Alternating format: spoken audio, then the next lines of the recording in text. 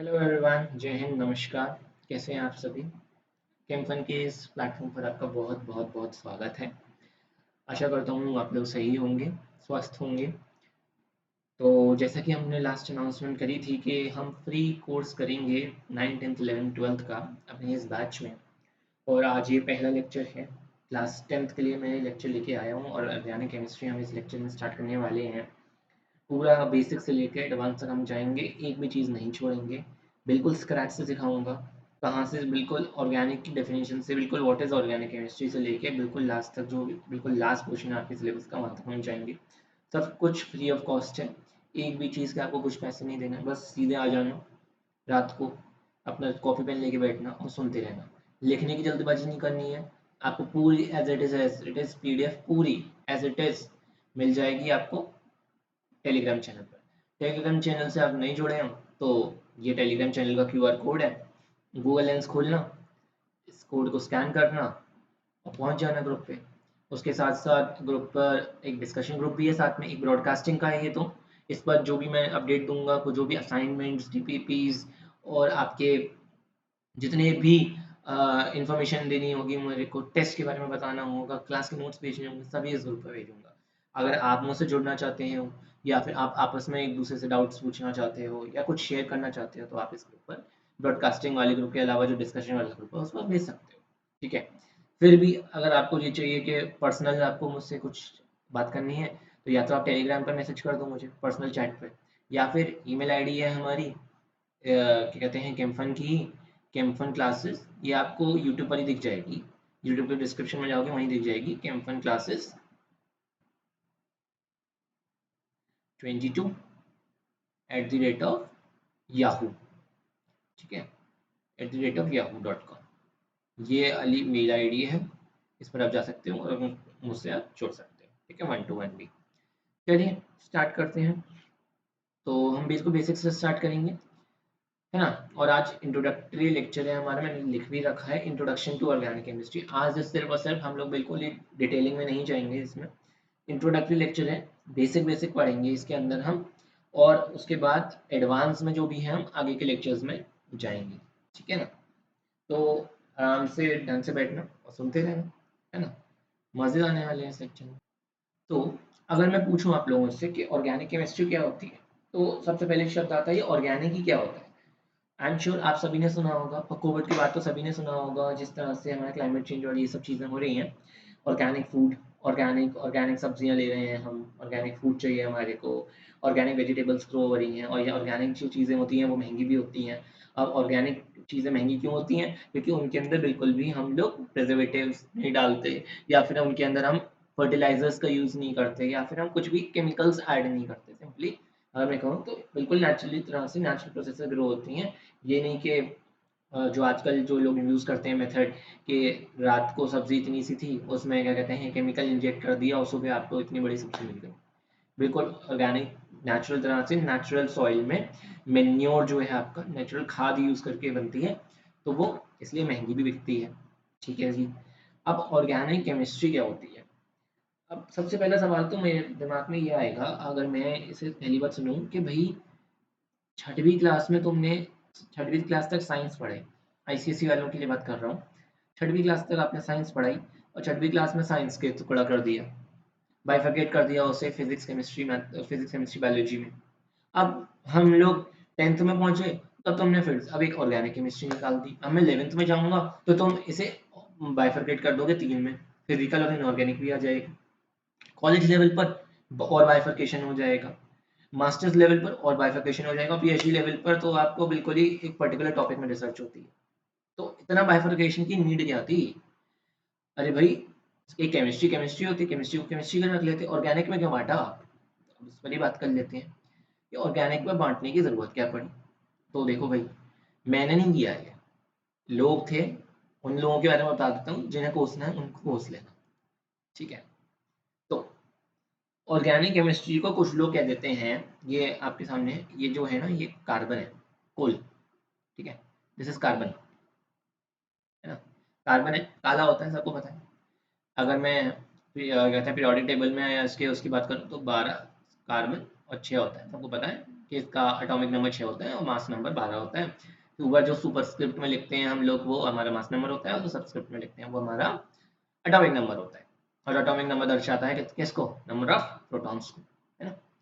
चलो ठीक है, ठीक है। तो इसे हम Z से रिप्रेजेंट करते हैं, और इसे हम Z से रिप्रेजेंट करते हैं, इसे हम A से रिप्रेजेंट करते हैं। ये वाली बात हो गई। आइसोटोप्स भी होते हैं इसके। आइसोटोप्स में आपका कार्बन 14 यूज होता है, जो कार्बन डेटिंग में यूज होता है। आजकल कार्बन डेटिंग का बहुत ज़्यादा चल रहा है। अभी हम लेक्चर अपलोड करने के टाइम पर ही आ रहा था कि हम कार्बन डेटिंग करके देखेंगे इसकी। किसी भी मॉन्यूमेंट की अगर हमारे को बताना हो तो कितना पुराना मॉन्यूमेंट है, तो हम कार्बन डेटिंग कर लेते हैं। कार्बन डेटिंग से हमें ये पता चल जाता है कि कितने साल पुराना मॉन्यूमेंट है।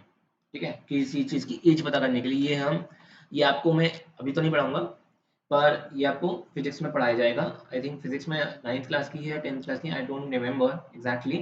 बट एक रेडियो एक्टिविटी नाम का चैप्टर आता है, उसमें आपको ये पढ़ाया जाता है, जिसमें आपकी बैक्यूरियल रेज और ये सब के बारे में होता है। वहाँ पर आपको रेडियो एक्टिविटी के बारे में alpha decay, beta decay, gamma decay, alpha decay, beta decay, positron, ये सब सिखाया जाता है। ठीक है, we are not going much deeper.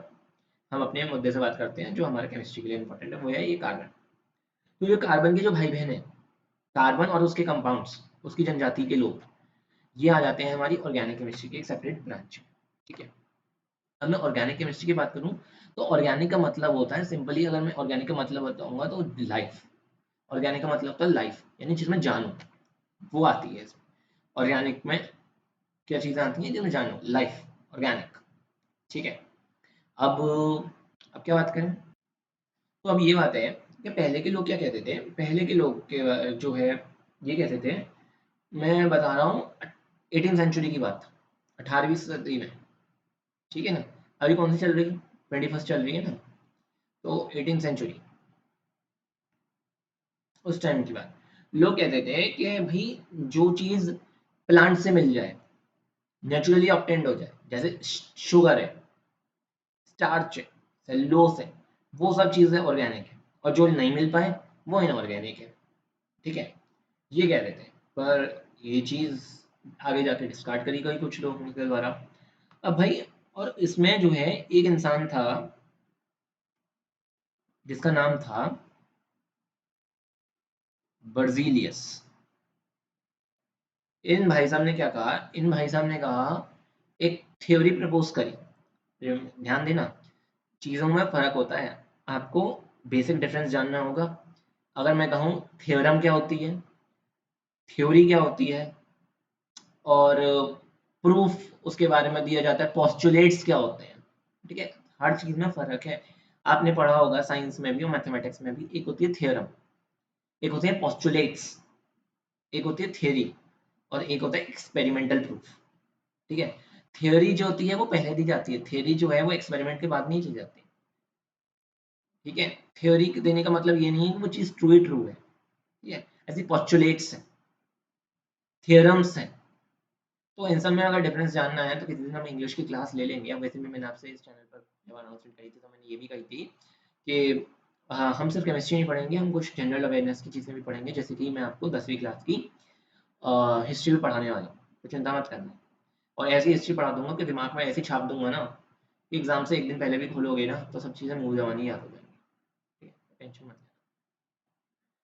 चाहे वो आपकी 1857 की लड़ाई हो, वहाँ से लेकर बिल्कुल ही आगे तक, और चाहे इंडिपेंडेंस वाली टाइम की हो, पोस्ट इंडिपेंडेंस हो, सो वर्ल्ड वॉर हो, और उसके बाद जो आपकी सिविक्स आती है, प्रेसिडेंट, प्राइम मिनिस्टर, कैबिनेट, वो सब।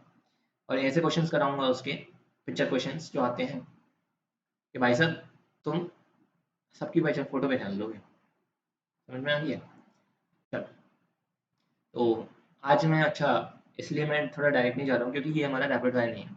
अब तुम सोच रहे हो कि कहाँ से कहाँ टॉपिक ले गया, तो एक्चुअली बात ये है कि आज जो है ना हमारे पास टाइम की शॉर्टेज नहीं है।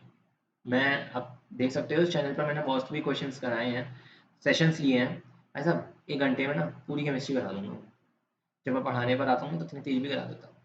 और फिर जब तमीज़ से पढ़ा रहा हूँ तो मैं धीरे धीरे पढ़ाऊंगा। अगर आज मैं चाहूँ तो इसी लेक्चर में आपको मैं पूरी ऑर्गेनिक केमिस्ट्री खत्म करा सकता हूँ, पर आज हमारे पास टाइम है, हमें आराम आराम से करना है, क्योंकि हमें पूरा सिलेबस करना है, हमें एक ही दिन में खत्म नहीं करना। अभी हमारे पास अगस्त चल रहा है, अभी हमारे को पेपर देने हैं फरवरी में।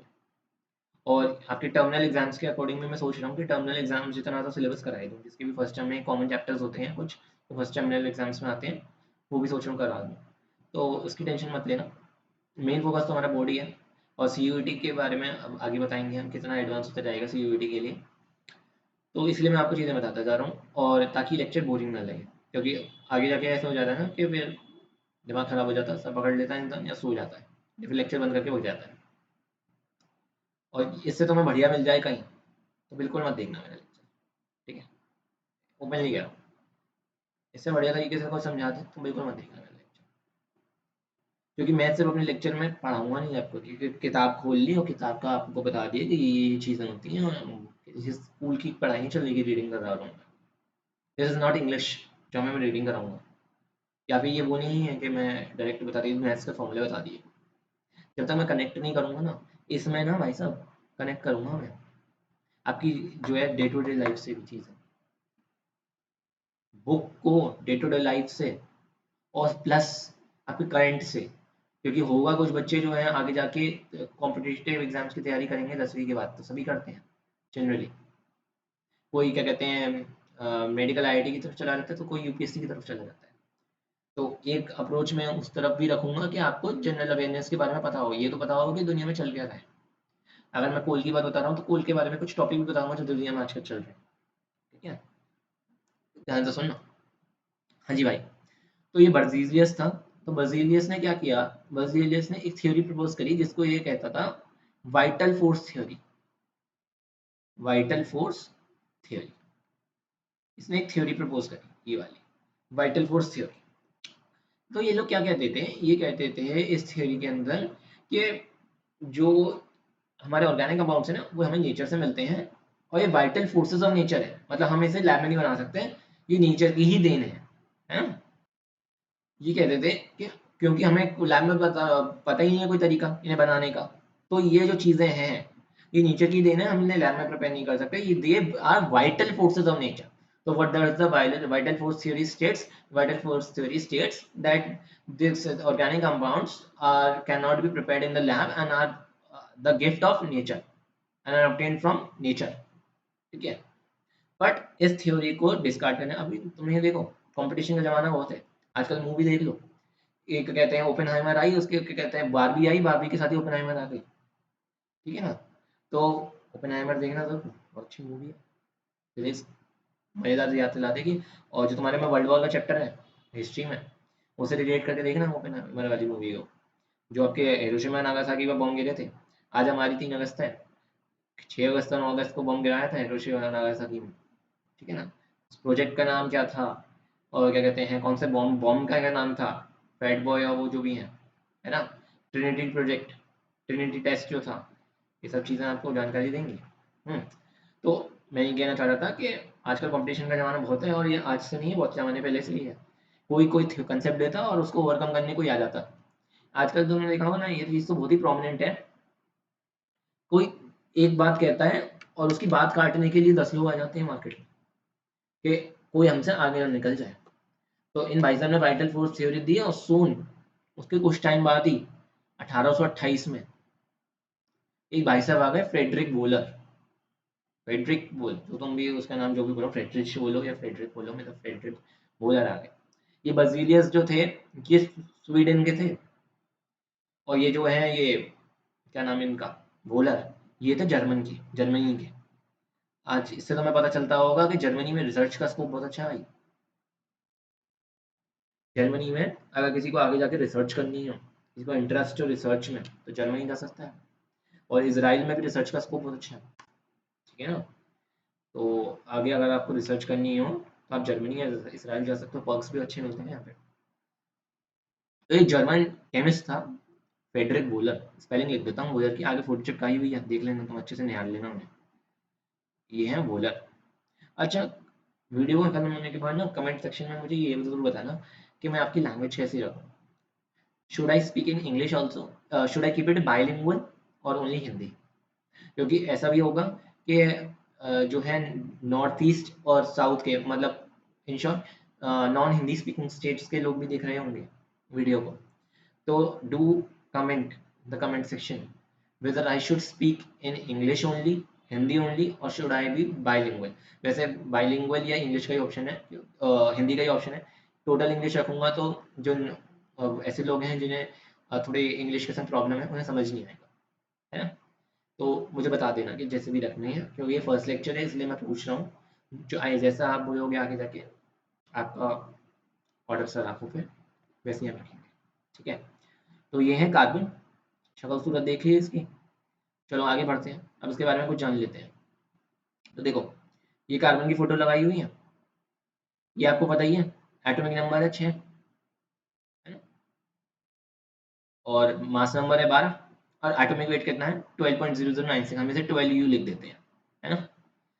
और क्या कहते हैं, सिंबल ये है सी, है ना, वो वाला सी नहीं है, ये यूजर सी है, ये कार्बन के लिए सी है, ये वो सी तो दूसरा होता है। इलेक्ट्रॉनिक कॉन्फ़िगरेशन, अब ये देखो ना, ये वाली इलेक्ट्रॉनिक कॉन्फ़िगरेशन पे तुम मत जाना, 11वीं क्लास को पढ़ाऊंगा तो 11वीं क्लास में सीख लेना। 11वीं क्लास को 12वीं क्लास को तो पता ही है। ये जो है ना वो इनर्ट गैस के रिस्पेक्ट में कॉन्फ़िगरेशन लिखी हुई है हीलियम को मान के। इसे हम वैसे लिखना है तो हम इसे ऐसे लिख देते हैं 1s2 2s2 2p2।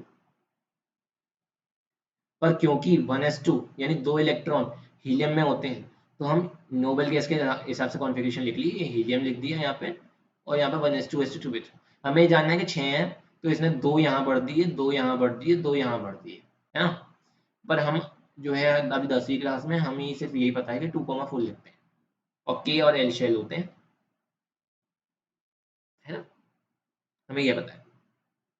अच्छा जी, आगे बढ़े, कार्बन के बारे में जान लिया। लो, अब कार्बन के खानदान वाले देख लो।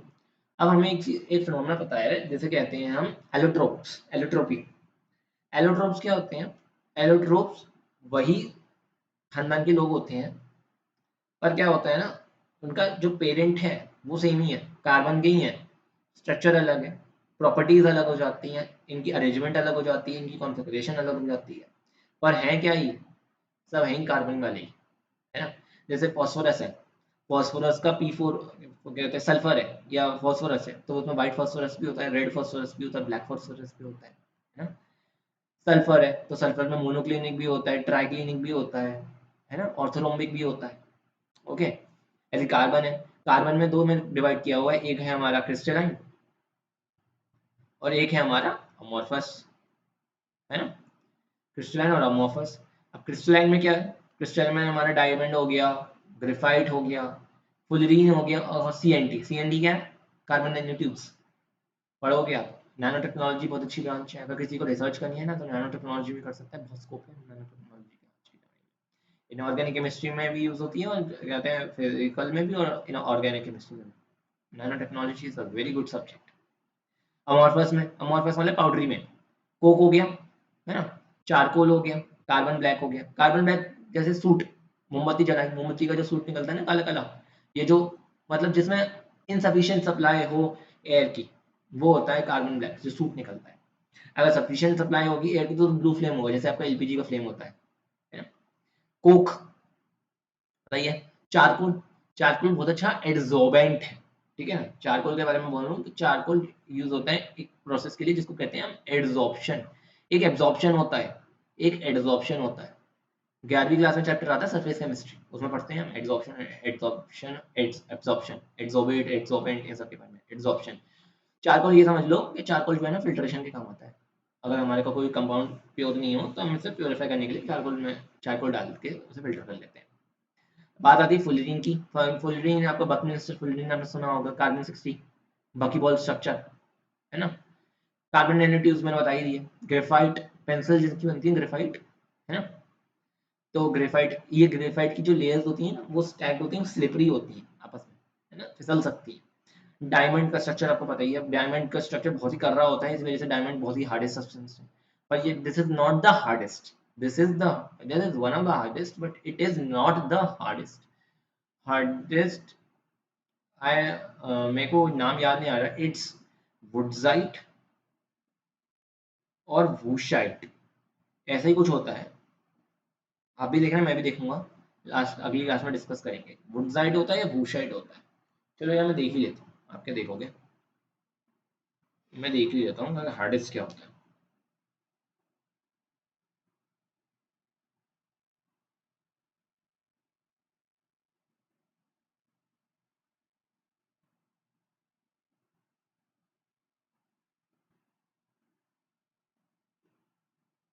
वुडजाइड ही है।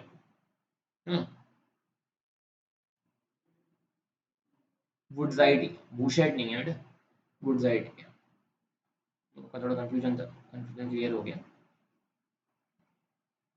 इट्स वुडजाइड ओनली, है ना। तो काफी लोगों को मिसकंसेप्शन रहता है,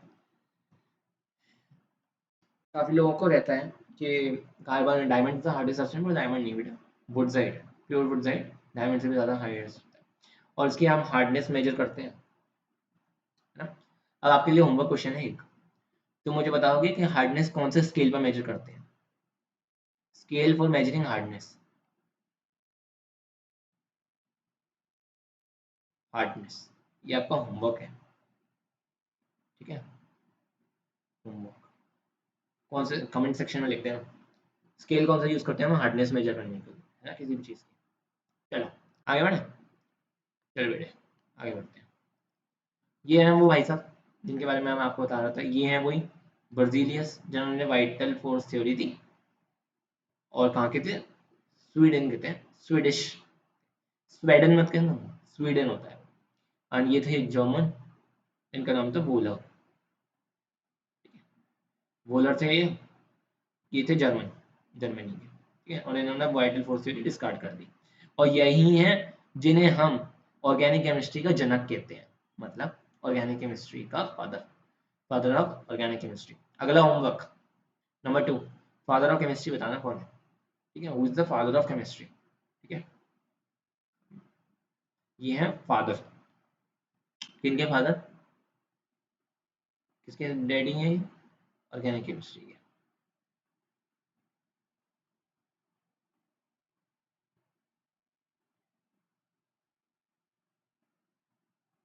ठीक है।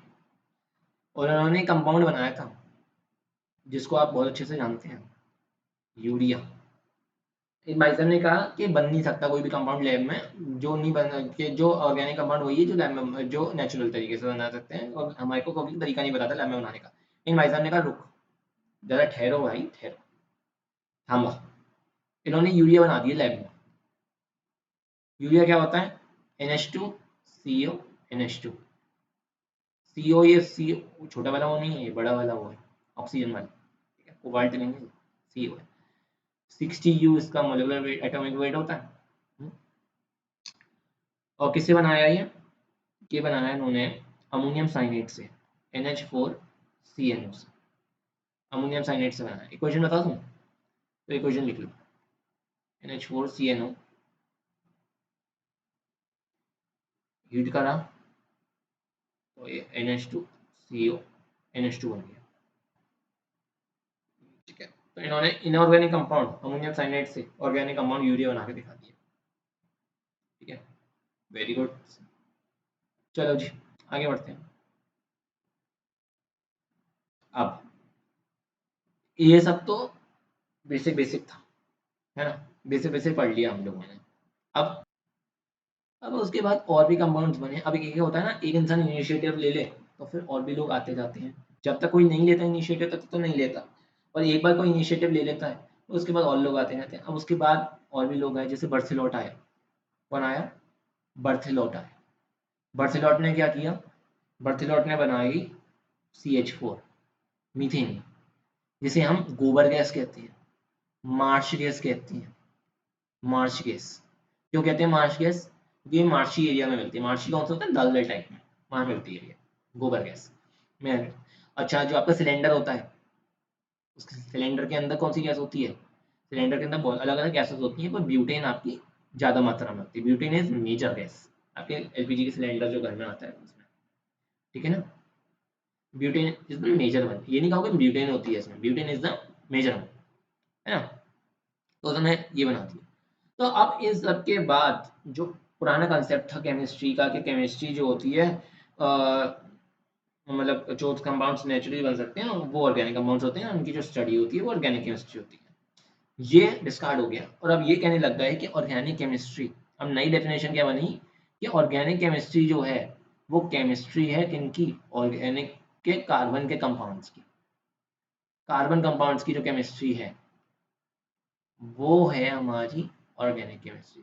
मतलब जो ऐसा कोई कार्बन कंपाउंड नहीं मिलेगा आपको जो कार्बन का नहीं हो और वो ऑर्गेनिक कंपाउंड, अगर वो कार्बन का नहीं है तो फिर वो ऑर्गेनिक कंपाउंड नहीं होगा। ऑर्गेनिक कंपाउंड है तो उसमें कार्बन होना जरूरी है ना। और ऐसा मत कहना कि कार्बन हमारा क्या कहते हैं कहीं और मिल जाए तो आप कह दोगे ऑर्गेनिक केमिस्ट्री नहीं।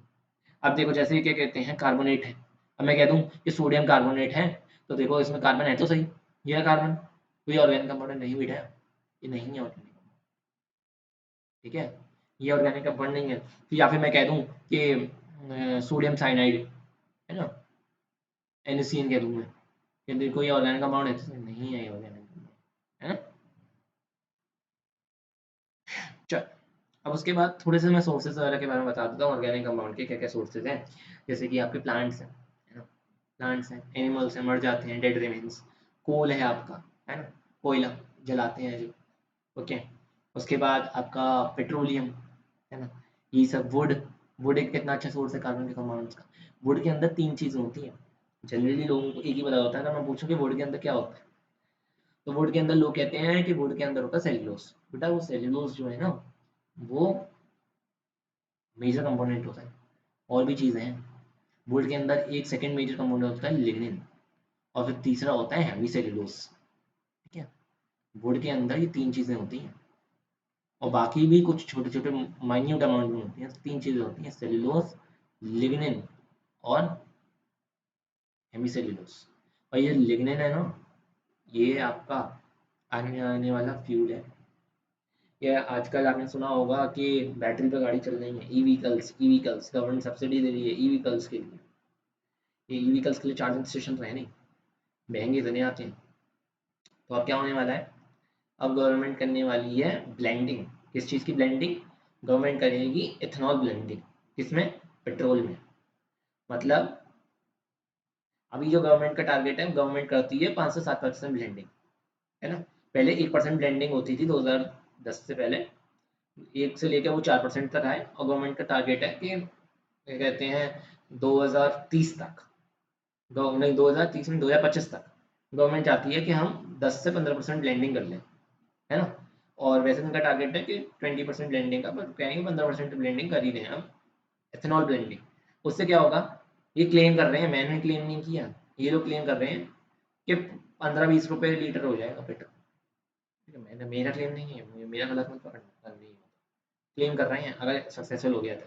इसमें ये लोग क्या कर रहे हैं, ये लिग्निन को यूज कर रहे हैं बायोफ्यूल बनाने में। एक नया फ्यूल टाइप का फ्यूल आ गया जिसे कहते हैं बायोफ्यूल। अब आजकल हम लोगों को, आपने सुना होगा सीओपी, सीओपी के बारे में पढ़ना, ठीक है, COP28 समिट, है ना।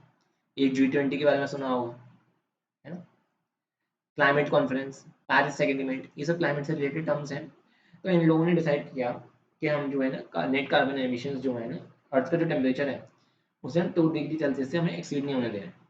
तो इन लोगों ने डिसाइड किया, इंडिया वालों ने, कि हम 2000, क्योंकि भाई देखो इंडिया तो आज़ाद नहीं था, 200 साल तक गुलाम रहा, तो इन लोगों ने तो अपनी कंट्री को डेवलप कर लिया इंडिया को लूट के। अब इंडिया क्या करे, अब इंडिया का चमकने का समय अभी आया। तो अब ये लोग कह रहे हैं, प्रेशर बना रहे हैं कि भाई तुम जो है ना अपने ग्रीन हाउस एमिशंस कम करो। अरे भाई यूएस, तेरे को तो हो गया, तो सबसे ज़्यादा एमिशन करता है, और इंडिया का वक्त आया तो इंडिया पर पाबंदी लगा रहे हो। अभी यूरोपियन यूनियन ने करा था, है ना। तो इन्होंने कहा कि देखो भाई इतना हम जल्दी नहीं कर पाएंगे, हमें 2070 तक का समय दीजिए, 2070 तक हम नेट कार्बन एमिशन को जीरो कर देंगे, और 2047 तक जब इंडिया अपने आज़ादी की शताब्दी महोत्सव बना रहा होगा, तो हमने अमृत बनाया, जब शताब्दी वर्ष में आएगा तब तक हम एनर्जी इंडिपेंडेंट हो जाएंगे, ऊर्जा आत्मनिर्भर हो जाएंगे, ठीक है। जैसे हमारा जो है इकोनॉमी, जो हमारे फ्यूल है, वो हमारी रन करती है फॉसिल फ्यूल्स पर, कोयला बहुत यूज़ होता है हमारे यहाँ, कच्चा तेल हम लोग को बहुत ज़्यादा इम्पोर्ट करना पड़ता है। तो इंडिया ने कहा है कि हम लोग 2047 तक एनर्जी इंडिपेंडेंट हो जाएगी। इसके लिए हम लोग काफ़ी ज़्यादा काम भी कर रहे हैं, जैसे कि आजकल सोलर पैनल्स पर पीएम सुगम योजना सुना होगा अगर आपने। पीएम सुगम योजना है आपकी सोलर पैनल्स वाली, गाँव के किसानों को सोलर पैनल्स पर सब्सिडी दी जाएगी, है ना, सोलर पैनल्स मुहैया कराए जाएंगे। तो इस तरह के ऐसे ही क्या कहते हैं आपके हाइड्रो इलेक्ट्रिक पावर प्लांट्स ना, इन सब चीज़ों के बारे में काम चल रहा है। देखते हैं आगे क्या होता है। मैं तो आपको चीज़ें बता रहा हूँ कि क्या क्या हो रही हैं। अभी मैं समझ लेना कि भाई साहब सर तो पॉलिटिकली डाइवर्ट हो गए, कुछ नहीं है ऐसा। बस मैं आपके साथ जो चीज़ सच है वो शेयर कर रहा हूँ। जैसा भी आपको जिसके बारे में ओपिनियन आए, I am not taking any one sine. यहाँ पर पॉलिटिक्स फैलाने की ज़रूरत नहीं है, मैं आपको सिर्फ चीज़ें बता रहा हूँ। ठीक है, चलो अब हम अपने कंसेप्ट पर आ जाते हैं। तो अगर मैं ऑर्गेनिक केमिस्ट्री की डेफिनेशन बोलूँ तो मैं बोलूँगा organic chemistry is nothing but just a chemistry of organic compounds, है ना, सिंपल। चलो भाई, अब उसके बाद अब ऑर्गेनिक और इनऑर्गेनिक के बीच में डिफरेंस के बारे में बताऊँ तो देखो, सबसे पहले डिफरेंस, ऑर्गेनिक कंपाउंड जो होगा वो कार्बन डी कंपाउंड होगा, चाहे वो मीथेन हो, ठीक है, चाहे वो विनेगर हो, चाहे वो अल्कोहल हो, चाहे वो क्या हो, पॉलिथीन हो, ठीक है। पर जो इनऑर्गेनिक कंपाउंड्स हैं वो ज़रूरी नहीं है कार्बन हो। अब इनऑर्गेनिक कंपाउंड सोडियम कार्बोनेट है, ये क्या कहते हैं हमारा इनऑर्गेनिक कंपाउंड है, इसमें कार्बन है। पर ऐसे भी कंपाउंड है इनऑर्गेनिक जिसमें कार्बन नहीं है, जैसे सोडियम हाइड्रोक्साइड है भैया, इसमें कार्बन है क्या, नहीं है, इनऑर्गेनिक कंपाउंड है। तो उसके बाद क्या कहते हैं, अब आप बात करता हूँ, अगर मैं बात करूँ नेक्स्ट फैक्टर सॉल्युबिलिटी की, तो सॉल्युबिलिटी जो होती है वो इनऑर्गेनिक कंपाउंड्स की तो कुछ कुछ वाटर में सॉल्युबल हो जाते हैं, है ना। जैसे क्या कहते हैं, आप सोडियम हाइड्रोक्साइड पानी में डाल दो घुल जाएगा, है ना, और रिएक्शन एक्सोथर्मिक होती है, गर्म हो जाता है पानी भी, ठीक है। तो उसके बाद जो वो है organic compounds, organic compound generally ना ऑर्गेनिक सॉल्वेंट्स में ही डिजॉल्व होते हैं, जैसे कि बेंजीन में, टॉलुईन में, है ना, डीसीएम में, डीसीएम डाइक्लोरोमीथेन में, क्लोरोफॉर्म में, है ना। तो ऑर्गेनिक कंपाउंड्स जनरली जो होते हैं वो इसमें डिजॉल्व होते हैं, वो पानी में डिजॉल्व नहीं होते ऑर्गेनिक कंपाउंड्स, है ना।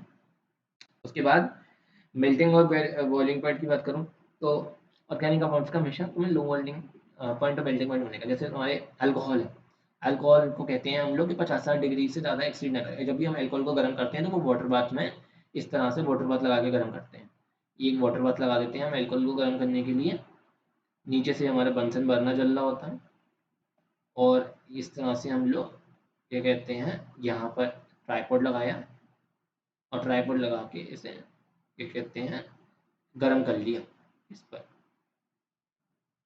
ठीक है, इस तरह से गरम कर लिया। इसमें हमारा जो भी टेस्ट ट्यूब है उसे रख के डायरेक्ट फ्लेम पर गरम नहीं करते, क्यों, क्योंकि और इसमें होता है हमारा पानी, इसमें होता है हमारा वाटर, है ना, इस तरह से गरम करते हैं, क्यों, क्योंकि अगर हमने गरम किया इससे ज़्यादा तो ये आग पकड़ लेगा। इसका जो बॉइलिंग पॉइंट होता है वो बहुत ही कम होता है, 60 डिग्री सेल्सियस होता है, 50-60 के आसपास, हाल पकड़ लेता है आग एल्कोहल, ठीक है। और तुम्हारा जो वो है ईथर, ईथर तो रूम टेम्परेचर पर आग पकड़ लेता है, जैसे ईथर तो खुलता ही नहीं है हम आग के पास, हाल आग पकड़ लेगा रूम टेम्परेचर पर। तो इनका जो जनरली मेल्टिंग बॉइलिंग पॉइंट होता है ना वो बहुत ही कम होता है ना। अच्छा, अब इसके बाद बात आती है आगे कंबस्टिबिलिटी की। तो कंबस्टिबिलिटी में अगला फैक्टर होता है, देखो ये चीज़ें जो है ना मैं आपको डिस्कस करता जा रहा हूँ मैं आपके साथ, आप इन्हें ना पॉइंट्स की तरह लिखते जाना। अब मैं हर चीज़ लिखूंगा तो पॉसिबल नहीं है हर चीज़ लिखना और समझाना भी, तो जो जो मैं बोलता जा रहा हूँ ना तो आप इन्हें पॉइंट्स लिखते, जैसे कंबस्ट तो मैंने अभी क्या बताया, मेल्टिंग पॉइंट बॉइलिंग पॉइंट, तो आप लिख सकते हो इनका जनरली लो, और उसमें लिख लेना इनऑर्गेनिक में हाई, है ना, इस तरह से बनाते रहना नोट्स। नेक्स्ट आती है आपकी चीज़ कंबस्टिबिलिटी। तो ये जो होता है ना ऑर्गेनिक कंपाउंड्स, ये जनरली सूटी फ्लेम देते हैं, और यही चीज़ हम लोग ना डिस्टिंग्विश करने के लिए यूज़ करते हैं ऑर्गेनिक और इनऑर्गेनिक कंपाउंड्स को। अगर हमारा ऑर्गेनिक कंपाउंड होता है ना, और जनरली ऑर्गेनिक में भी कौन सा ऑर्गेनिक एरोमेटिक होता है, तो ये सूटी फ्लेम देता है। जबकि इनऑर्गेनिक वाले जो होते हैं वो सॉरी जो एलिफेटिक वाले होते हैं वो नॉन सूटी फ्लेम देते हैं। साथ ही साथ ऑर्गेनिक वालों में आग लग जाएगी, जैसे तुम एक स्पैचुला लो, इस तरह से एक स्पैचुला लो, और क्या कहते हैं यहाँ पर गैस बर्नर जल रहा है,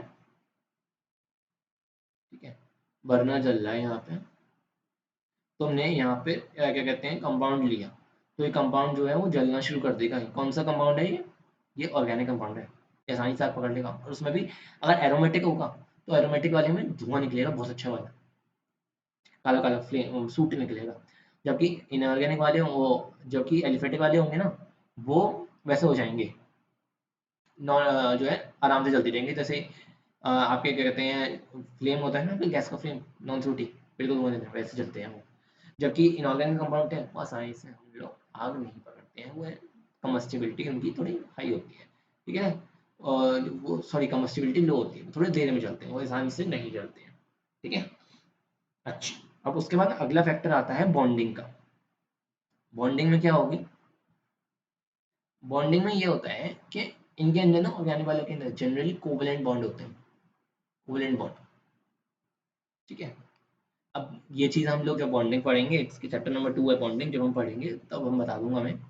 जबकि हमारे जो ऑर्गेनिक अमाउंट्स वो इनऑर्गेनिक होते हैं, उनके ना आयनिक बॉन्डिंग होती है, आयनिक बॉन्डिंग, या फिर हम जैसे कहते हैं इलेक्ट्रोस्टैटिक बॉन्डिंग। कोवलेंट बॉन्ड किस तरह से होता है, जैसा कोवलेंट बॉन्ड होता है जो भाईचारे का बॉन्ड होता है। जैसे तुम्हें भी कहते हैं 2.5 रुपये चाहिए थे, मुझे भी 2.5 रुपये चाहिए थे। अब मेरे पास 3 रुपये थे, तेरे पास 2 रुपये थे, तुमने क्या किया, हम लोगों ने म्यूचुअल समझौता कर लिया भाई, 2.5 रुपये तेरे, अगर 50 पैसे तेरे पास कम है, 50 पैसे मैं दे देता हूँ। तो इससे क्या हुआ, 50 क्या, तो मेरे पास भी 2.5 रुपये हो गए, तुम्हारे पास भी 2.5 रुपये हो गए, जिसके पास कमी थी उसे मिल गया, जिसके पास ज़्यादा था उसे चला गया। म्यूचुअल, म्यूचुअल, जैसे आपके इंस्टाग्राम पर फॉलोअर्स होते हैं, म्यूचुअल। तो इससे क्या हुआ, जैसे हमारा कार्बन है 2,4 होता है, आउटर में 4 है, तो 1 2 3 4। अब क्या होता है, अब इसके तो बॉन्ड बनाना है हाइड्रोजन के साथ, तो 4 हाइड्रोजन यहाँ है ना। अब हाइड्रोजन के पास तो एक ही होता है, तो एक हाइड्रोजन का ये था, एक हाइड्रोजन का ये था, एक हाइड्रोजन का ये था, एक हाइड्रोजन का ये था। तो क्या होता है, अब हाइड्रोजन कहता है यार मेरे को चाहिए 2, तो कार्बन कहता है भाई ठीक है तू ले ले। तो हाइड्रोजन अपने 2 कर लेता है, पूरे ड्यूप्लेट करता बनाता है ना, ये अपना ड्यूप्लेट बना लेता है, ये अपना ड्यूप्लेट बना लेता है, ये अपना ड्यूप्लेट, ये अपना ड्यूप्लेट बना लेता है। अब कार्बन को चाहिए 8, कार्बन को चाहिए ऑक्टेट पूरा करना, तो कार्बन इससे ऑक्टेट पूरा कर लेता है, ये यहाँ से, यहाँ से, ये इस तरह से। ये बहुत गंदा बनना है, जब मैं आपको बॉन्डिंग सिखाऊंगा तो अच्छे से बनाऊंगा। तो देखो 1 2 3 4 5 6 7 8, तो कार्बन के अपने 8 को, कार्बन का ऑक्टेट पूरा हो गया, हाइड्रोजन का ट्रिपलेट पूरा हो गया, दोनों आपस में मंजूरी हो गई, खत्म, है ना। तो इस तरह से हमारा ये बन गया मीथेन। ये मैंने तुम्हारे को कोवलेंट बॉन्डिंग सिखाई है मीथेन के अंदर। जब आगे हम इसके बारे में बात कर लेंगे, जब हम चैप्टर पढ़ेंगे ये वाला, है ना, डिटेलिंग में हम नहीं चाहते। जबकि इनके अंदर आयनी बॉन्डिंग होती है, जैसे हमारा NaCl है, तो Na और Cl के अंदर आयनी बॉन्डिंग होती है। Na के पास 11 होते हैं, तो Na अपना दान कर, Na के पास एक एक्स्ट्रा होता है, तो Na दान कर देता है, क्लोरीन के पास एक कम है तो क्लोरीन से ले लेता है। तो यहाँ पर शेयरिंग हुई है, ठीक है। सबसे की टर्म क्या है इसका, एग्जाम का क्वेश्चन है ये, इसमें शेयरिंग है, इसमें ट्रांसफर है। यहाँ कोई भाई बहन नहीं चल रहे, यहाँ सीधे वही होता है, तू मुझे दे दे, मैं ले रहा हूँ, ठीक है। यहाँ फिर भाईचारे का कोई कंसेप्ट नहीं है यहाँ पे, ठीक है। अब उसके बाद आती है कलर की बात, वो स्मेल की बात कर लो या कलर की बात कर लो, तो ऑर्गेनिक कंपाउंड्स का ना एक कैरेक्टरिस्टिक ओडर होती है, जो कि बहुत ही बुरी होती है, ठीक है, बहुत ही बुरी ओडर होती है। जैसे कि एस्टर्स होते हैं, एस्टर्स में बहुत ही फ्रूटी स्मेल आती है, फ्रूटी सी, ये फ्रूटी स्मेल आती है एस्टर्स में। जबकि बेंजल्डिहाइड है, उसके अंदर सड़े हुए बादाम जैसी स्मेल आती है, कड़वे सड़े हुए बादाम होते हैं ना बिल्कुल, उनकी जैसी स्मेल आती है बेंजोडिहाइड के अंदर। और जबकि आपके जो वो होते हैं एनिलीन वाले लोग, के खानदान वाले लोग, उनके अंदर आपको मछली जैसी स्मेल आती है, फिश लाइक स्मेल, जिन्हें हम अमीन कहते हैं, अमीन के अंदर आपको फिश लाइक स्मेल आती है, ठीक। तो they have a characteristic odour, ठीक है। उसके बाद बात करें रिएक्शंस की, तो रिएक्शंस जो आपकी ऑर्गेनिक कंपाउंड्स की जो होती हैं जनरली स्लो रिएक्शंस होती हैं, ठीक है, जबकि आयनिक कंपाउंड्स की फास्ट रिएक्शंस होती हैं। ओके, इतनी बात क्लियर है, आई होप ये सब क्लियर होगा। अब अब जो नई बात आती है ना, अब उसके बारे में बात करते हैं, कार्बन की बारे में। अब भैया ये बात आई कि ऑर्गेनिक केमिस्ट्री तो हमारी बहुत ज़रूरी है, कहाँ कहाँ ज़रूरी होती है, देखो हमारी परफ्यूम इंडस्ट्री है, हमारी ड्रग इंडस्ट्री है, सब ड्रग्स में जो है हमारे ऑर्गेनिक कंपाउंड्स होते हैं, जैसे कि आपकी पैरासीटामोल है। पैरासीटामोल क्या होती है, बुखार में खाते हैं, तो एक एनाल्जेसिक है। तो पैरासीटामोल, पैरा, ठीक है, तो पैरा पर एसिटा ग्रुप होता है उसका, और वो ऊपर जो होता है उसकी इप्सो पोजीशन पर ऑल यानी OH ग्रुप होता है। ये सब बातें हम थोड़ी हाई लेवल की हैं, पर सब ऑर्गेनिक कंपाउंड्स हैं भैया। ठीक है, तो ऑर्गेनिक केमिस्ट्री की बहुत ज़्यादा ड्रग डिलीवरी में, मॉलिकुलर डॉकिंग में, आपकी जो होता है आपकी परफ्यूम इंडस्ट्री में, आपकी कॉस्मेटिक्स में, और आपके ये डिटर्जेंट और ये जो बनते हैं जितने भी है ना, फूड प्रोसेसिंग में, इन सब में ऑर्गेनिक केमिस्ट्री का बहुत रोल है। अनगिनत। मैं चिप्स का पैकेट ले लो, उसमें भी तुम्हारी ऑर्गेनिक केमिस्ट्री, चिंता मत करो। अच्छा जी, अब आती है बात, नया टॉपिक है। अच्छा, नीचे से देख नहीं रहा हूँ मैं, चिंता मत करो। ऐसे टॉपिक के जो मैंने लिस्ट बनाई है वो टॉपिक्स की लिस्ट देख रहा हूँ, इतनी मेरे को याद नहीं रहती कि मैं टॉपिक की पूरी याद करके आऊँ कि अगला टॉपिक क्या पढ़ाना है। आता है मुझे, उसमें टॉपिक की लिस्ट देख लेता हूँ कि टॉपिक पढ़ाना है। नेक्स्ट टॉपिक है unique nature of carbon atoms. ठीक है, कार्बन का यूनिकनेस क्यों है भैया, हमने कार्बन के बारे में क्यों पढ़ी केमिस्ट्री, नाइट्रोजन में पढ़ लेते, सल्फर में पढ़ लेते, कार्बन ही क्यों। कार्बन की जो सबसे पहली जो खूबी है ना, वो है इसकी टेट्रावैलेंसी। 4 होती है इसकी वैलेंसी, 2,4 है इसका। ठीक है, 4 वैलेंसी है, 4 बॉन्ड बना सकता है कार्बन। ठीक है, X1, X2, X3, X4, tetravalent nature. तो इसके प्रॉपर्टीज आती हैं कार्बन की, के यूनिक प्रॉपर्टीज बताने को, सॉरी। तो आपकी टेट्रावैलेंसी है, ठीक है, 4 ये 4 कोवेलेंट बॉन्ड होने से, और चारों बॉन्ड है ना कोवेलेंट है। मैंने आपको पिछली बार स्लाइड में यहाँ पर दिखा भी दिया था, मीथेन का जब दिखाया था, ये देखो, ये इसके संग बनाया, इसके संग बनाया, इसके संग बनाया, इसके संग बनाया, तो टेट्रावैलेंसी है इसकी। ठीक है, नेक्स्ट है इसकी कैटिनेशन प्रॉपर्टी। इस पर क्वेश्चन जब भी आता है प्रॉपर्टीज पर, तो कैटिनेशन का क्वेश्चन नहीं है, ऐसा हो नहीं सकता। जो आपके वो होते हैं, वन वर्ड जो सेक्शन ये होता है, उसमें क्वेश्चन आता है इस पर कैटिनेशन के बारे में, टिक द करेक्ट ऑप्शन, या फिर फिलिंग द ब्लैंक्स में ऑप्शंस ब्रैकेट के होते हैं, उसमें कैटिनेशन पूछ लेता है। Self linking property of carbon, catenation property, है ना। कैटिनेशन क्या होता है, सेल्फ लिंकिंग प्रॉपर्टी, ये आपस में बॉन्ड बनाता जाता है, बनाता जाता है, बनाता जाता है। देखो ये बना दिया, इस तरह से बना दिया, फिर इस तरह से, इस तरह से, इस तरह से बनाता गया, कोई अंत नहीं है। ठीक है, यहाँ पे फिर यहाँ बनाता गया, बनाता गया, बनाता गया, यहाँ बनाता गया, बनाता गया, बनाता गया, तो हम कितना भी लिख सकते हैं। ठीक है, तो ये क्या है, सेल्फ लिंकिंग प्रॉपर्टी है, एक दूसरे से चिपकता जाता है, चिपकता जाता है, चिपकता जाता है, कार्बन से कार्बन, कार्बन से कार्बन, कार्बन से कार्बन, क्या कहते हैं, लोग जोड़ते गए, कारवा बनता गया। हमें को पूरा याद नहीं आ रहा, वही होता है इसके अंदर, लोग जोड़ते जाते हैं इसके साथ वाले, और कारवा बनता चला जाता है। ठीक है, तो सेल्फ लिंकिंग प्रॉपर्टी को कहते हैं कैटिनेशन। तो अगर मैं इसकी hi fi so called definition बताऊं, तो मैं कहूँगा the self linking property of carbon due to which it is able to form branched or long chain compounds और side change compounds is known as catenation. यानी फिर से सुनना, the self linking property, अगर तुमने सेल्फ लिंकिंग छोड़ दिया ना तो आपको 0 मिलेगा। सेल्फ लिंकिंग इसमें कीवर्ड है, एग्जाम में कहा जाता है कि बेटा मन से आंसर बना सकते हो, बट कीवर्ड्स मत छोड़ना साइंस में, क्योंकि साइंस में हाफ नंबर का कोई वैल्यू नहीं होती। या तो साइंस में चलती है, क्या कहते हैं, बाइनरी 1 और 0, या तो आपको 1 नंबर मिलेगा या 0 मिलेगा। हर क्वेश्चन 1 नंबर का होता है, पूरी साइंस का 80 का 80 नंबर का पेपर 1 मार्क्स के में डिवाइड होता है, या तो आपको 1 मिलेगा या 0 मिलेगा, हाफ नंबर का कोई कंसेप्ट नहीं होता है। तो अगर आपने सेल्फ लिंकिंग छोड़ दिया तो आपको 0 मिलेगा। फिर ये मत कहना कि मैंने पूरी डेफिनेशन लिखी थी बस सेल्फ लिंकिंग छोड़ दिया, नहीं बेटा, सेल्फ लिंकिंग भी जरूरी था। Self linking property of carbon लिख दोगे तो हो सकता है आप टीचर आपको 1 नंबर दे दे रैंक खा के, फिर आपने सेल्फ लिंकिंग छोड़ दिया तो आपको 0 मिलेगा। Self linking property of carbon due to which it is able to form branched और long chain side change compounds is known as catenation. ठीक है,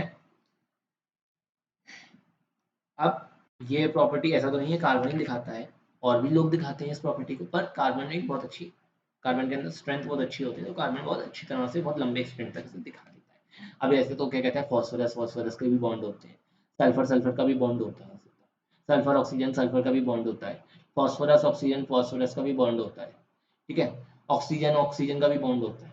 इस तरह की बातों में क्या लोगे, पर कार्बन का अच्छा होता है इसलिए, ठीक है। तो जो जो लोग अपोज करेंगे इस बात को, उनके लिए मैंने पहले बता दिया, ठीक है। अब कैटिनेशन प्रॉपर्टी में क्या कार्बन कैसे कैसे कैटिनेशन से बॉन्ड बना सकता है। तो सबसे पहले बॉन्ड है स्ट्रेट चेन बॉन्ड, इस तरह के जो मैंने आपको दिखाया ये है straight chain bond. Second chain है कि वो साइक्लिक बना सकता है, देखो इस तरह से, इस तरह से। देखो मैं शेप्स ऑप्शन कहाँ है, ये देखो ये शेप्स का ऑप्शन है, ये देखो ये। तो इस तरह से कार्बन बना दे। अब यहाँ पर क्या है, यहाँ कार्बन है, यहाँ कार्बन है, यहाँ कार्बन है। क्या इसकी वैलेंसी सेटिस्फाइड है? नहीं बेटा, नहीं सेटिस्फाइड है, क्योंकि कार्बन का एक बॉन्ड ये है, दो बॉन्ड ये है, दो बॉन्ड तो रहेगा, चार बॉन्ड बनाता है कार्बन। दो बॉन्ड यहाँ बन गए 1 और 2, दो बॉन्ड रह गए 3 4, 1 2 3 4। ये मैं उन लोगों के लिए बता रहा हूँ जो कार्बन के 5 बॉन्ड बना देते हैं, मजाक मत समझना, बहुत लोग कार्बन के 5 बॉन्ड कर देते हैं, ठीक है।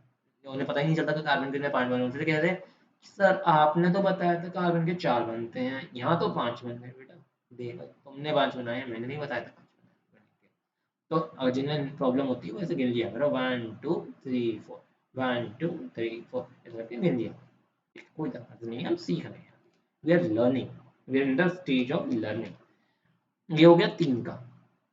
4 का भी बन जाता है ना, 4 का भी बन जाएगा। 4 का कैसे बनेगा, ऐसे बनेगा 4 का, है ना। 4 का ऐसे बनेगा, कार्बन कार्बन कार्बन कार्बन, फिर वही दो यहाँ पे, दो यहाँ पे, दो यहाँ पे, दो यहाँ पे, हमारा वो सेल्फ एक्सप्लेनेटरी। ऐसे ही जो है हमारा 6 का भी बन जाएगा, ठीक है, ये बन गया 6 का। फिर वही यहाँ कार्बन, ये अब जो है ना, अगर मैंने कार्बन नहीं लिखा तो ये सेल्फ एक्सप्लेनेटरी है, ये कार्बन है यहाँ, और दो यहाँ पे, दो यहाँ पे, दो यहाँ पे, दो यहाँ पे, दो यहाँ पे और दो यहाँ पे, ठीक है, इस तरह से हो जाते हैं। अब इनके नामकरण वगैरह क्या है वो हम सीखेंगे अगले लेक्चर, ठीक है। सबके नामकरण सिखाऊंगा, और नामकरण के लिए मेरे को लग जाएंगी 2 क्लासेस, क्योंकि एक में मैं आपको सिखाऊंगा सारे रूल्स, और दूसरी क्लास में हम करेंगे क्वेश्चन प्रैक्टिस। क्वेश्चन प्रैक्टिस भी हलवा क्वेश्चन नहीं कराऊंगा, ऐसे क्वेश्चन कराऊंगा कि कहोगे हाँ क्वेश्चन कर रहे हैं, मजे आ जाएंगे, ऐसे क्वेश्चन कराऊंगा। सिलेबस में मैं पहले मेंशन कर दूं, रोना मत, सिलेबस में जो मेंशन है वो क्या कहते हैं, मैं आपको पढ़ देता हूँ। सिलेबस में मेंशन है आपकी में अप टू 5 कार्बन एटम्स, ठीक है, और नोमेनक्लेचर में मेंशनड है compounds with only one functional group, compound with only functional, और मैं कहीं कहीं 2 या 3 में करा दूंगा, वो सिर्फ और सिर्फ नॉलेज के लिए है, क्योंकि आपका सीयूईटी आ गया है, अब बोर्ड के नंबर से कुछ नहीं, तो मतलब क्या कहते हैं, रोना मत के ये करा दिया, आपकी बेनिफिट का ही कराया, काम आएगा आगे जाके, ठीक है। चलो आगे बढ़े, चलो जी। अब ये तो सिंगल बॉन्ड की बात हो गई, पर कार्बन सिंगल बॉन्ड ही थोड़ी बनाता, कार्बन डबल बॉन्ड भी बनाता है, कार्बन ऐसे भी करता है, कार्बन का single bond, double bond carbon, carbon triple bond carbon ऐसे भी होता है ना। तो अब यहाँ 2 बॉन्ड कार्बन है, यहाँ बना दिए, कितने बॉन्ड बचे, 2, 1 और 2, कार्बन ने 2 बॉन्ड यहाँ बना दिए, इस वाले ने कितने बचे, 2 यहाँ। अगर मैं इनसे C1 और C2 लिख दूँ कार्बन को हमारी कन्वीनियंस के लिए, तो C1 के 2 बॉन्ड और 2 बॉन्ड ये सेटिस्फाई हो गए, C2 के 2 बॉन्ड यहाँ और 1 2 सेटिस्फाई हो गए, इसे भी C1 C2 लिख दूँ। C1 के कितने बॉन्ड बन गए, 1 2 3, एक रह गया तो ये भी यहाँ हो गया। C2 को कितने बॉन्ड बन गए, 1 2 3, एक रह गया, एक यहाँ हो गया, ठीक है। तो हम इस तरह से आप अपने बॉन्ड बना सकते हो। अब ये थोड़ी कहा मैंने कि कार्बन ही कार्बन का बनेगा, कार्बन ऑक्सीजन का बॉन्ड भी बन सकता है, ये लो भाई, सी डबल बॉन्ड गिन लो, 1 2 3, एक रह गया था तो मैंने ये ले लिया, यहाँ बना दिया कार्बन का बॉन्ड, ठीक है। तो ये हो गया आपके। अब हम ऑर्गेनिक केमिस्ट्री को एक चीज़ और कह देते हैं, अब मैं ऑर्गेनिक केमिस्ट्री को वाइंड अप कर रहा हूँ, ठीक है। तो लास्ट चीज़ जो मैं आपको इसमें कहना चाहूँगा वो मैं ये कहूँगा कि हम ऑर्गेनिक केमिस्ट्री को कह देते हैं कई बार कि ये केमिस्ट्री है कार्बन की, या मैं कहूँ हाइड्रोकार्बन की और उसके डेरिवेटिव्स की, एंड इट्स डेरिवेटिव्स, डेरिवेटिव्स क्यों? इसके खानदान के लोग, मतलब इनमें कोई ना कोई फेरबदल कर दिया जाए तो वो उसके डेरिवेटिव्स बन जाते हैं। हाइड्रोकार्बन मतलब जो कंपाउंड कार्बन जिसके अंदर कार्बन और हाइड्रोजन के अलावा कुछ ना हो। जैसे ये एक हाइड्रोकार्बन है क्योंकि इसके अंदर कार्बन और हाइड्रोजन ही है, पर ये जो कंपाउंड है यहाँ पर यह हाइड्रोकार्बन नहीं है क्योंकि यहाँ पे बेटे ऑर्गेनिक में जो है ऑक्सीजन भी आ गया, तो ये कंपाउंड तो ऑर्गेनिक ही रहा पर ये एक हेट्रोएटम आ गया, O H known as heteroatom. तो हेट्रोएटम आने से आप कंपाउंड जो है वो हाइड्रोकार्बन नहीं रहा। हाँ, ऑर्गेनिक कंपाउंड अभी भी है पर हाइड्रोकार्बन नहीं रहा। हाइड्रोकार्बन की डेफिनेशन है जो हाइड्रोकार्बन में हाइड्रोजन और कार्बन ही है, ठीक है। तो इनकी भी केमिस्ट्री को कह देते हैं। अब नेक्स्ट स्लाइड और लास्ट स्लाइड है आपकी, जिसे हम कहते हैं समरी। अरे भाई समरी देना तो जरूरी है वरना तुम अभी तक जो है पूरा घूम जाएगा तुम्हारे सर के ऊपर, है ना। तो समरी दे लेता हूँ। सबसे पहले हम अच्छा हर लेक्चर के बाद ना एक समरी रखा करेंगे ताकि आपको पूरा लेक्चर जो है वो रिवाइज हो जाए। तो सबसे पहले हमने क्या सीखा? सबसे पहले हमने सीखा कि ऑर्गेनिक केमिस्ट्री को हमने एज अ सेपरेट ब्रांच को माना। उसके बाद हमने क्या सीखा कि ऑर्गेनिक केमिस्ट्री में क्या कहते हैं ऑर्गेनिक केमिस्ट्री के लिए क्या मिसकंसेप्शंस थे और क्या कहते हैं बर्जीलियस ने क्या क्या करा था, वाइटल फोर्स थ्योरी क्या थी, उसको डिस्कार्ड किसने किया, उसके बाद वोलर ने क्या इन्वेंट किया, यूरिया के बारे में बताया। फिर उसके बाद क्या कहते हैं हमारे ऑर्गेनिक केमिस्ट्री को किस तरह से डेवलपमेंट हुआ, तो इसकी डेफिनेशन मॉडर्न से और मॉडर्न डेफिनेशन क्या हुई, ऑर्गेनिक कंपाउंड की प्रॉपर्टीज सीखी, कंबस्टिबिलिटी कैसी रहती है, मेल्टिंग पॉइंट बॉइलिंग पॉइंट कैसे रहता है उनका, उनके क्या कहते हैं बॉन्डिंग कैसी रहती है उनके बीच में, ये सब हम लोगों ने ये सब चीज़ें जानी, है ना, सिंपल तरीके से। उसके बाद हमने क्या किया, उसके बाद हमने कार्बन की कैटिनेशन प्रॉपर्टी देखी, कार्बन की हम लोगों ने बॉन्डिंग देखी, कार्बन की हम लोगों ने कोवलेंट बॉन्डिंग किस तरह से करते हैं वो देखा। उसके बाद हम लोगों ने किस तरह से कार्बन कार्बन की लिंकिंग होती है, किस तरह से ब्रांच कंपाउंड्स और हमारे लॉन्ग चेंज कंपाउंड बनते हैं। उसके बाद हमारी कार्बन की किस तरह से वो होती है, क्या बोलते हैं उसे, आपके साइक्लिक कंपाउंड्स बनते हैं और आपके double bond triple bond compounds बनते हैं। और उसके बाद ये सीखा कि कार्बन की केमिस्ट्री को हम लोग केमिस्ट्री ऑफ मतलब क्या कहते हैं हाइड्रोकार्बन एंड इट्स डेरिवेटिव्स भी कह सकते हैं। अब ये तो हो गई समरी।